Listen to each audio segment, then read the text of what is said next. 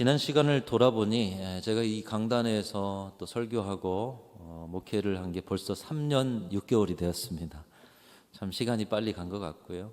하나님의 주권적인 역사 가운데 귀한 순천 중앙교회에서 또 이 순천 지역의 복음의 뿌리가 되는 주님의 몸된 교회에서 저와 여러분이 함께 주님을 섬기고 또 함께 한 식구가 되어서 주의 일들 감당하는 것이 정말 하나님의 은혜구나. 여러분, 하나님의 은혜인 줄로 믿습니다. 그래서 다시 한번 하나님께 감사드리면서 또 지난 시간을 한번 정리하는 시간이 되었습니다.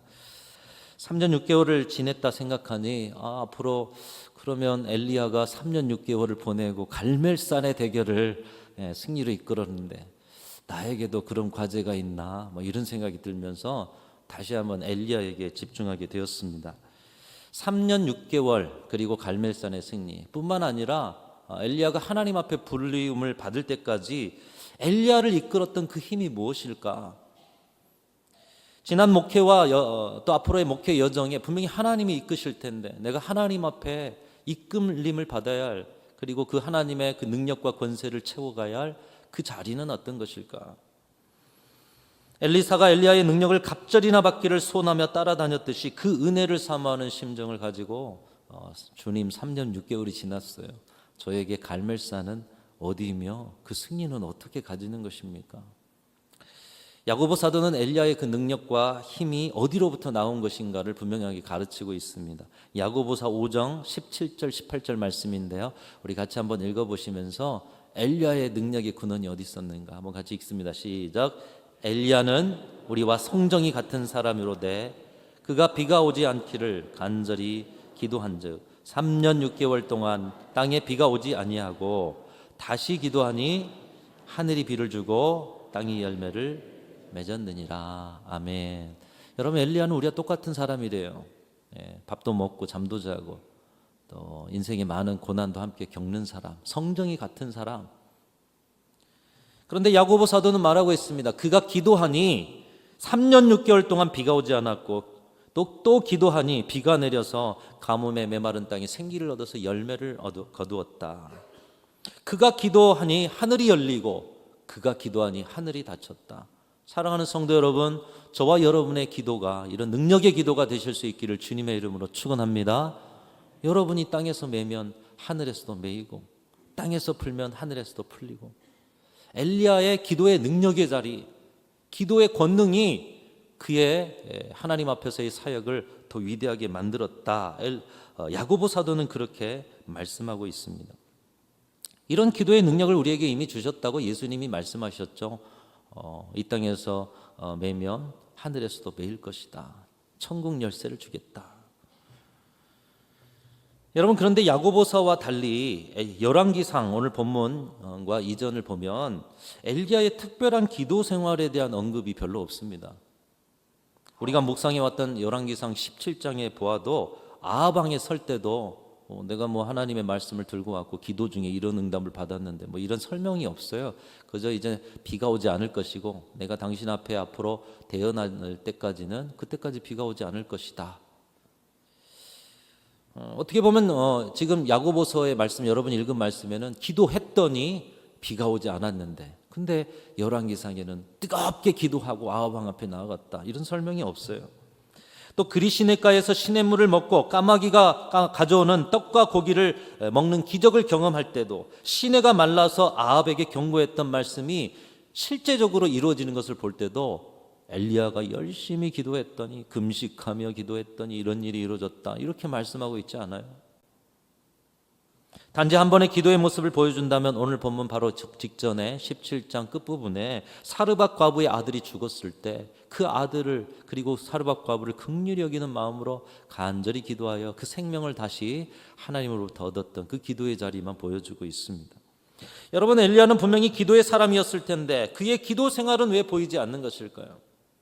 그의 능력 있는 기도 생활의 실마리를 어디에서 찾아볼 수 있을까? 말씀을 읽고 또 읽는데 아무 해답이 없어요. 기도의 모양이 별로 보이지 않아요. 근데 17장에 계속적으로 반복되는 문구가 눈에 들어오게 되었습니다. 여러분, 17장에 계속해서 반복해서 들어오는 문구가 무엇이냐? 한번 따라합니다. 여호와의 말씀이 엘리야에게 임하여 이르시되 여호와 하나님의 말씀이 엘리야에게 임했다. 이게 반복적으로 나타나고 있어요. 17장 1절에도 1절에는 이제 나타나지 않지만 그 후에 보면은 그리시니가로 갈 때에도, 그리고 사르밧으로 갈 때에도, 오늘 본문에도 여호와의 하나님의 말씀이 지금 엘리야에게 임했다, 이렇게 말씀하고 있어요. 이것은 무엇을 말씀하고 있는가? 엘리야의 기도 생활, 신앙 생활의 전반을 보여주고 있는 것입니다. 그의 인생에 생각하지 못한 순간에 여호와 하나님의 말씀이 임했다라는 것입니다. 여러분, 어떤 순간 여러분이 살아가는 어떤 자리에서 여호와 하나님의 말씀이 임할 때 이것이 하나님의 말씀이라고 깨닫고 하나님의 말씀으로 받기 위해서는 어떻게 돼야 될까요? 깨어 있어야 하는 것이죠. 비어 있어야 하는 것이죠. 깨끗해야 하는 것이죠. 하나님의 생명의 말씀, 엄중한 말씀을 받을 수 있는 그릇이 되어 있어야 삶의 어떤 순간에라도 그 말씀이 들려올 때 그 말씀의 임함을 체험할 수가 있는 것입니다. 다시 말하면 이 17장에 그리고 18장 1절까지의 연수가 3년입니다. 오늘 말씀 보면 3년이라고 나오고 있잖아요. 그 3년 동안 엘리야의 기도 생활, 신앙 생활 전반은 깨어 있었다라는 거예요. 하나님의 말씀의 임재가 어느 때 와도 그 말씀의 임재를 경험할 만큼 깨어 있었다라는 것이죠. 얼마만큼 깨어 있었고 얼마만큼 하나님을 향해 있었는지가 바로 반복되고 있는 구절을 통해서 말씀하고 있는 것입니다. 기도가 삶이 되어 있어서인지 기도 생활에 대한 특별한 언급이 없음에도 엘리야는 매 순간 하나님의 말씀의 임재를 경험하면서 살았다라는 것입니다. 사랑하는 성도 여러분, 저와 여러분이 앞으로 남은 인생 살 때 교회 안에서만, 기도의 자리 안에서만, 아니면 은혜 받는 자리 안에서만 아니라 삶의 어떤 순간에서도 하나님의 말씀이 우리 가운데 임재할 때 그 말씀을 받아 들을 수 있는, 깨어있고 살아있고 능력 있는 그런 여러분의 삶의 자리가 되실 수 있기를 주님의 이름으로 축원합니다. 하나님의 말씀의 임재를 경험하면서만 살 수 있다면 엘리야 같은 권능의 삶을 살 수가 있는 것이죠. 그런데 한편 생각하면 우리도 기도 생활 열심히 하고요, 우리도 간절한 마음으로 깨어서 살아갈 때도 있어요. 부르심에 합당하게 살면서 엘리야처럼 세상에 하나님의 살아계심을 나타내고 싶은 간절함을 가지고 살아가는데 왜 엘리야가 경험한 그리시네가, 사르밧의 은혜, 갈멜의 은혜, 이렇게 권능의 그 은총들이 더 크게 나타나면 좋겠는데 왜 그러지 못한 것일까? 때로 엘리야를 생각하면 성정이 같은 사람이라고 하면서 이 권능과 역사를 생각할 때면 뭔가 신앙의 열등감을 느낄 때가 많아요. 뭔가 우리 가운데 부족함이 아직도 있나 보다. 왜 하나님은 같고 우리 성정은 같은데 엘리야에게는 이런 능력이, 왜 우리에게는 그런 능력이 없는가? 도대체 엘리야의 기도, 엘리야의 신앙에 무엇이 있기에 그와 우리와 차이가 생기는 것인가? 3년 6개월을 하는 이 순천중앙교회 사역과 앞으로 남은 그런 사역 속에서 저나 우리 순천중앙교회나 여러분이나 이 엘리야와 같은 그런 능력이 크게 나타나면 좋겠는데 차이가 무엇일까? 말씀을 계속해서 읽다가 여호와 하나님의 말씀이 임하였다, 반복적인 구절에 집중하다 보니 이 임하다라는 그런 단어가 또 눈에 들어오게 되었습니다. 여러분, 이 임하다라는 말은 어떤 분이 오셨다라는 말보다는 조금 더 높인 말이죠. 오셨다, 그런데 임하다, 성령이 임하셨다라는 표현처럼 어떤 거룩한 존재가 같은 공간 안으로 오셨다라는 그런 의미가 되는 것이죠. 성령, 감히 우리가 만날 수 없는 성령, 우리의 죄악의 죄성으로는 우리의 심령 속에 모실 수 없는 성령이 친히 우리 가운데 오심을 임하셨다. 임하셨다. 그분이 친히 능동적으로 오셨다는 얘기죠. 그래서 성령이 임하셨다, 아니면 하나님이 빽빽한 구름으로 영광 가운데 임재하셨다, 이런 말은 참 어울립니다. 근데 한편 생각해 보면 말씀이 임하였다, 이 말은 조금 어색합니다. 말씀, 곧 말이라는 것은 존재가 아니라 존재가 표현한 소리일 뿐입니다. 제가 지금 말하고 있죠. 물론 말이 존재의 집이다, 이미 철학자의 말을 통해서 말씀드렸지만, 그러나 말은 소리일 뿐이에요. 말이 존재가 아니에요. 근데 말씀이 임하였다. 왜 열왕기서는 이렇게 썼을까? 그냥 엘리야가 하나님의 말씀을 들었다 이렇게 쓰면 되는데요. 말씀이 임하였다 이렇게 쓰고 있어요. 여러분 드라마 중에 사극을 보셨을 것입니다. 사극에서 왕이 멀리 있는 신하에게 상을 내리거나 아니면 멀리 있는 대역죄인에게 벌을 내리기 위해서 하는 게 있죠. 사신을 보냅니다. 신하를 보내요. 충직스러운 신하들. 그러면 이 사신이 왕의 두루마리 교지를 들고 와서 그 충직한 신하에게나 대역죄인에게나 그 두루마리 교지를 펼쳐 들고 외치는 것이죠. 뭐라고 외칠까요? 어명이다 이렇게 이야기하잖아요. 어명이다. 어명을 받들라. 여러분 어명은 뭐냐면 한 나라의 왕의 말씀입니다. 말이죠. 왕의 소리요 왕의 글입니다. 왕의 말 어명은 곧 왕의 권위와 존재의 무게를 갖는다는 것이죠. 그들의 생명을 빼앗을 수도 있는 엄청난 힘이 왕의 말 어명에 있는 것입니다. 단지 소리인데요. 사람의 소리인데 그 왕의 말은 뭔가 권위가 있어요. 왕의 존재의 무게가 담겨 있어요. 여러분 하나님의 말씀도 그렇습니다. 인간 왕의 말에도 이런 힘이 있는데 하물며 왕 중의 왕이신 하나님의 말씀이야말로 하나님의 권위와 존재의 무게를 담고 있지 않겠습니까? 열왕기서의 정신이 바로 그것입니다.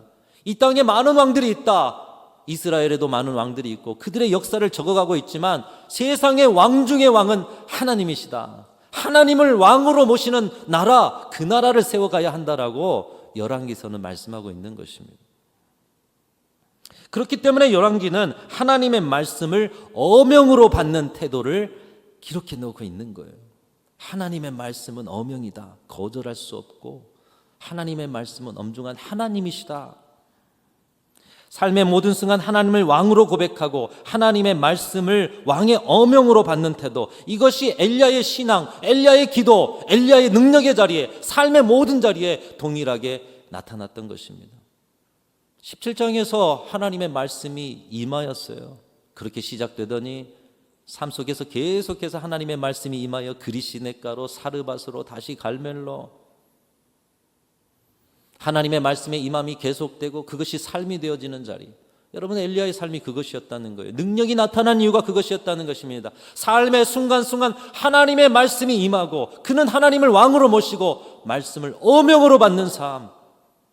인생 전체가 하나님의 임재 가득한 삶이 되었기 때문에 엘리야의 삶에 능력이 나타나지 않을 수 없었다는 것이죠.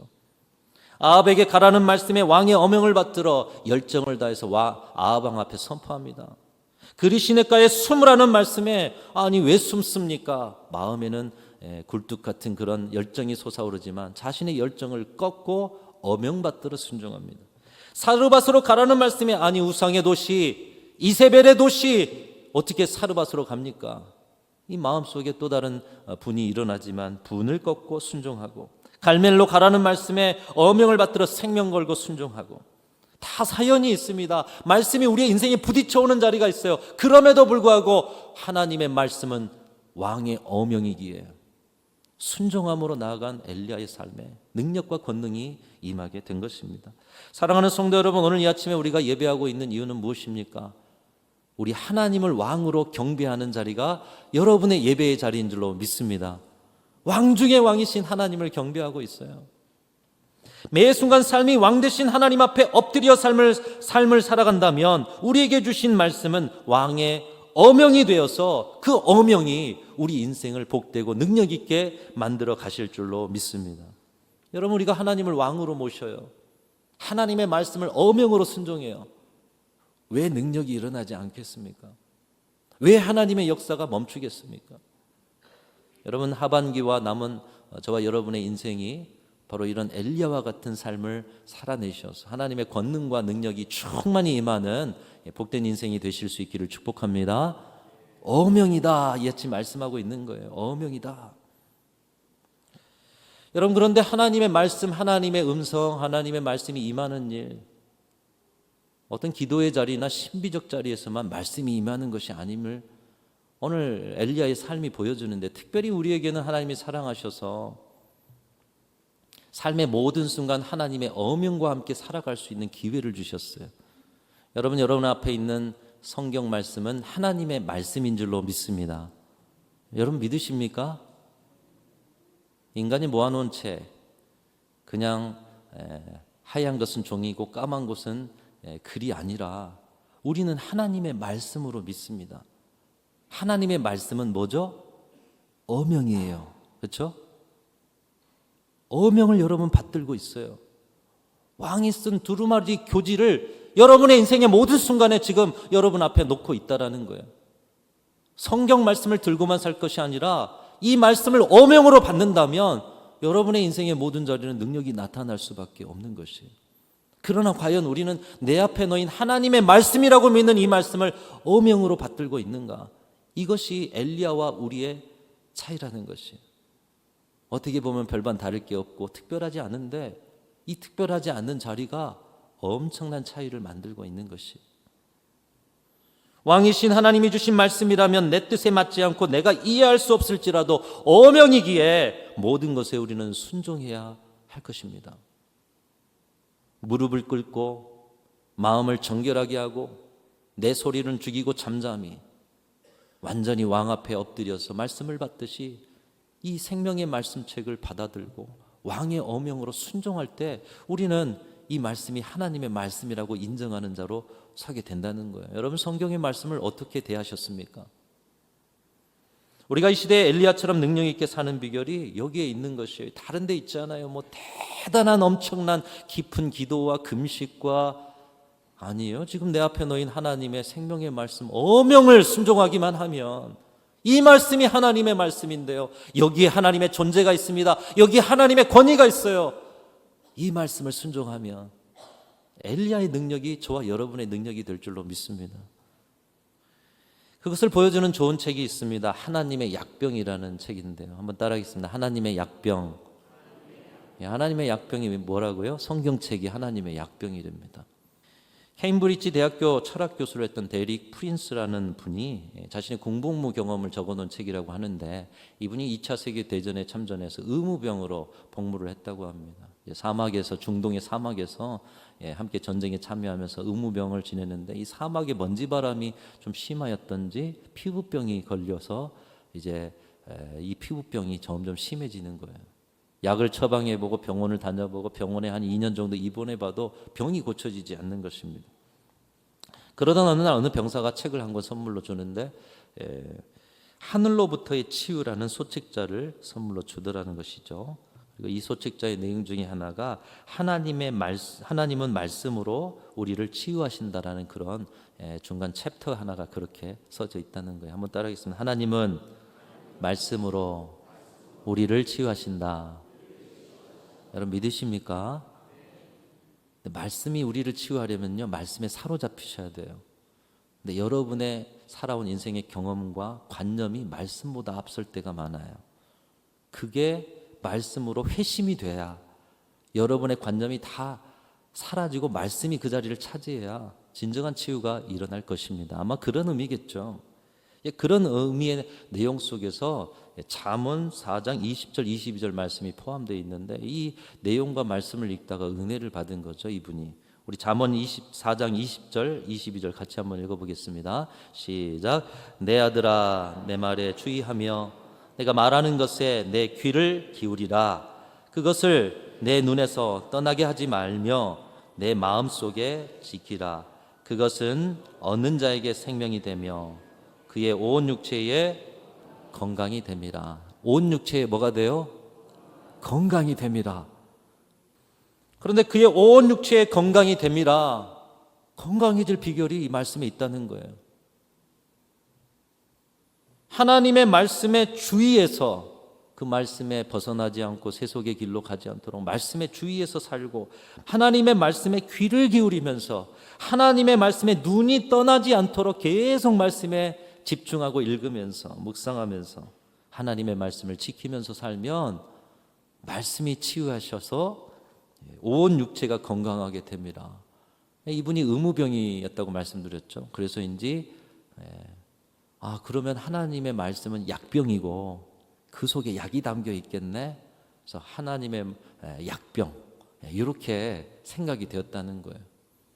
그래서 이런 생각 속에서 이 약을 치유하는 약을 내가 약을 처방해 줄 때 병사들에게 처방해 줄 때 식사 후에 이렇게 먹어라. 그래서 자신도 식사 후에 이 말씀을 계속해서 먹었다는 거예요. 읽고 또 읽고 성경이 너덜너덜해질 때까지. 그동안 차도가 없었던 피부병이었습니다. 그런데 말씀을 읽고 읽다 보니 이 질병이 씻은 듯이 낫게 된 줄로 믿습니다. 이분이 쓰신 거예요. 간증이에요. 제 말이 아니고.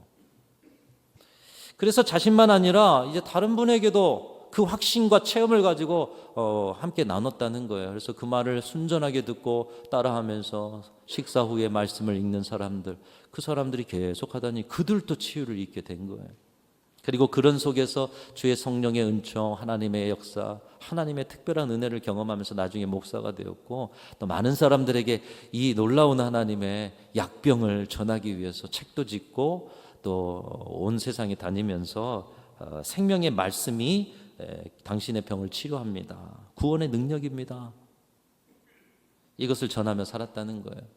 여러분, 잠언 4장 방금 20절 22절 말씀에 우리를 치유하게 하시는 하나님의 그 말씀에 그 길로 가기 위해서 뭘 해야 되느냐? 먼저는 말씀에 주의하는 것입니다. 그리고 말씀에 귀를 기울이는 것입니다. 또 말씀에서 눈을 떼지 않고 말씀을 계속해서 경청하며 읽는 것입니다. 그리고 말씀을 지켜 행하는 것.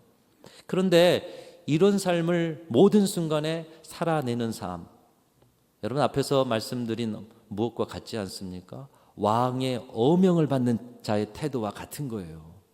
지금 어명이 떨어져 있어요. 그 사람의 태도를 생각해 보세요. 왕의 어명에 어긋난 것이 없는가? 왕은 어떤 지금 말씀을 하고 있는가 귀를 기울이고요. 또 왕의 그 어명의 한 구절도 떨어지지 않고 놓치지 않기 위해서 그 문구를 읽고 또 읽고요. 그리고 왕의 어명에 순종하는, 지켜 행하는 삶, 왕의 어명을 받는 태도하고 같은 태도인 것입니다. 사랑하는 성도 여러분, 엘리야가 그랬듯이 오늘 이 하나님의 약병이라고 믿고 그 믿음으로 치유받은 이 목사님이 그랬듯이 오늘 저와 여러분 앞에 있는 성경의 말씀뿐만 아니라 선포된 하나님의 말씀, 여러분의 기도의 자리에서 삶 속에서 들려오시는 하나님의 말씀이 있다라면 왕의 어명으로 받아 누리시기를 주님의 이름으로 축원합니다. 하나님의 약병의 약을 드십시오. 진정한 믿음으로 그 약을 믿음으로 받아 드십시오. 온 힘을 다하여 말씀에 집중하고 어명 받는 자의 태도로 오늘도 하나님, 우리의 왕 되신 하나님 앞에서 그분이 내게 임재하셔서 그분이 내 앞에서 말씀하시는 그 말씀으로 듣기만 할 수 있다면, 여러분 저와 여러분의 삶은 엘리야의 능력의 권세가 나타나게 될 줄로 믿습니다. 3년 6개월을 보내고 이제 또 새롭게 시작하는데 제 인생과 목회에 갈멜산의 놀라운 역사가 나타나면 좋겠지만, 그것보다도 하나님은 나타나느냐 마느냐가 아니라 너는 나를 왕으로 인정하고 있느냐, 너는 선포되고 임재되는 그 말씀을 어명으로 받아 순종하고 있느냐, 그 삶으로부터 시작하라. 그런 주님의 음성이 들려졌습니다. 여러분, 저와 여러분 앞에 놓여 있는 성경의 말씀, 강단에 선포된 말씀, 또 여러분의 인생 가운데 기도의 자리 가운데 들려오는 모든 하나님의 음성이 여러분 가운데 임하고 있는 줄로 믿습니다. 왕 되신 주님이 임하여 말씀하시는 어명으로 받아서 그 어명을 순종할 때 여러분이 능력 있는 것이 아니라 어명, 말씀하신 하나님의 완전하심이 여러분 삶 가운데 능력이 되셔서 남은 인생 또 여러분의 사명의 모든 자리에 엘리야의 능력, 갈멜의 승리가 있어지실 수 있기를 주님의 이름으로 축원합니다. 어명을 받으실 수 있는 귀한 성도들이 되시기를 축복합니다.